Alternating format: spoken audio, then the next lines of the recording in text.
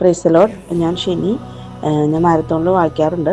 ഇപ്രാവശ്യം ഞാൻ പങ്കെടുത്തില്ല കേട്ടോ. എൻ്റെ അനുഭവം പറയേണ്ടത് എനിക്ക് കഴിഞ്ഞ പ്രാവശ്യത്തെയാണ്.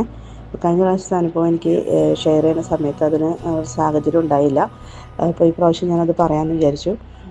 കഴിഞ്ഞ പ്രാവശ്യം ആദ്യത്തെ പ്രാവശ്യം ഏറ്റവും ആദ്യം ഞാൻ വായിക്കാൻ തുടങ്ങിയപ്പോൾ എനിക്ക് നോർമൽ സ്ലോട്ട് കിട്ടി. എന്നെ ഒരു അനുഭവത്തിലൂടെ കൊണ്ടുപോകുന്ന പോലെ എനിക്ക് തോന്നി.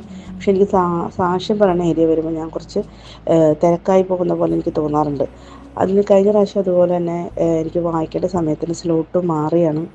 എൻ്റെ ഒരു ടൈം പറഞ്ഞിരുന്നത് ഞാൻ നിൽക്കുന്ന രാജ്യത്തിൻ്റെ ടൈം അനുസരിച്ച് സമയമാണ് ഞാൻ കൊടുത്തത്. പക്ഷേ എനിക്ക് കിട്ടിയത് ഞാൻ ആ ഒരു ടൈമിൽ നോക്കിയിരുന്നു. പക്ഷേ എന്നെ ആ ടൈമായപ്പോൾ വിളിച്ച് പറഞ്ഞിട്ട് അത് ഇന്ത്യൻ ടൈം അനുസരിച്ചല്ലേ വായിക്കണ്ടേ, അപ്പോൾ സമയമായല്ലോ വായിക്കുന്നില്ലെന്ന് ചോദിച്ചിട്ട് തന്നെ സിസ്റ്റർ വിളിച്ചു. അപ്പോൾ വിളിച്ചപ്പോഴാണ് ഞാൻ പെട്ടെന്ന് കയറി വായിക്കുന്നത്. പക്ഷേ എനിക്ക് എല്ലാ ദിവസവും പൂർത്തിയാക്കാനും വായിക്കാനും എല്ലാം സാധിച്ചു.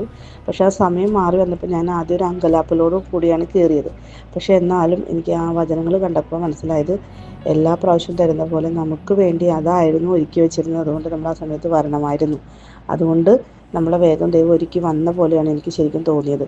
അതുപോലെയായിരുന്നു പിന്നീടുള്ള ദിവസങ്ങളിലുള്ള എല്ലാ വായനയും.